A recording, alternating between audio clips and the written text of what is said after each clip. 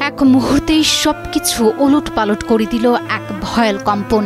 কেঁপে উঠল মাটি, কেঁদে উঠল মানুষের জীবন। মাত্র কয়েক সেকেন্ডের ভূমিকম্প কেড়ে নিল 10টি মূল্যবান প্রাণ, আর সেই সঙ্গে স্তব্ধ হয়ে গেল চারপাশের সব শব্দ।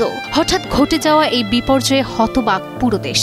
কারো চোখে অবিশ্বাস, কারো কাঁধে শোকের ভার।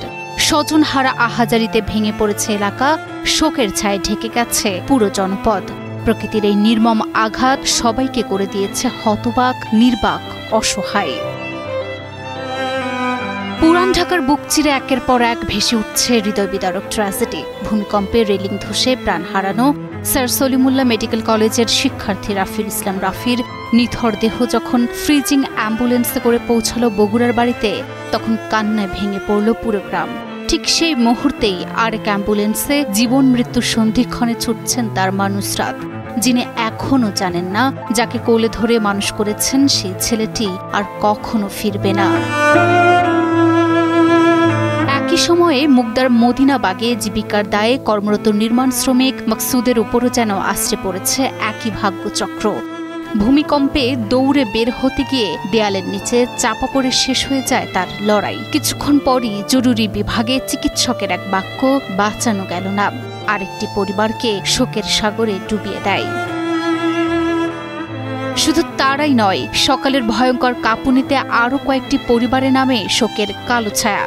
মেয়ে ফাতেমাকে কোলে নিয়ে বাবা মায়ের বাড়ির পথে বেরিয়েছিলেন কুলসুম, কিন্তু মাত্র কয়েক কদম যেতেই নারায়ণগঞ্জের রূপগঞ্জে ধসে পড়া দেয়ালের নিচে শেষ হয়ে যায় এক মায়ের স্বপ্ন, থেমে যায় 10 মাসের শিশুর নিঃশ্বাস। ঠিক একই ভূমিকম্পে নরসিংদীতে আরেক ভবনের দেয়াল চাপা দেয় দেলোয়ারের পরিবারকে। তারপর হাসপাতালের বেডে জীবন যুদ্ধে হারায় শিশু ওমর, তারপর বাবা দেলোয়ারও।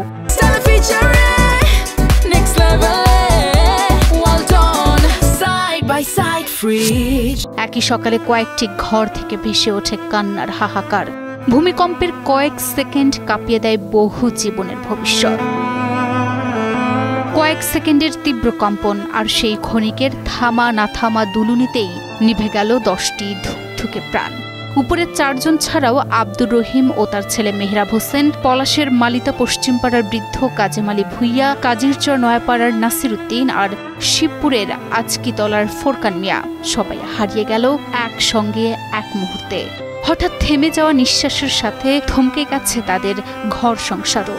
অশ্রুসিক্ত বাংলাদেশ আজ অসংখ্য পরিবারের কান্নায় ভিজে গেছে। শহরের বুকেও জমাট বেঁধেছে নির্বাক শোকের ভার।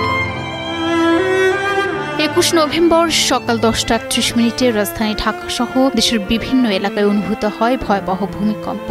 রিখটার স্কেলে মাত্রা 5.7 এবং উৎপত্তি স্থল ছিল ঢাকার নিকটবর্তী নরসিংদীর মাধবদী। এক মুহূর্তের স্থিরতা ভেঙে পড়ল, মানুষ ছুটে এলো রাস্তায়, বাড়িঘর ত্যাগ করল আতঙ্কে। গত কয়েক দশকের মধ্যেই এটি ছিল সবচেয়ে তীব্র ভূমিকম্প, যা ঢাকার মানুষকে শিউরে উঠতে বাধ্য করল। Desk report, news 24।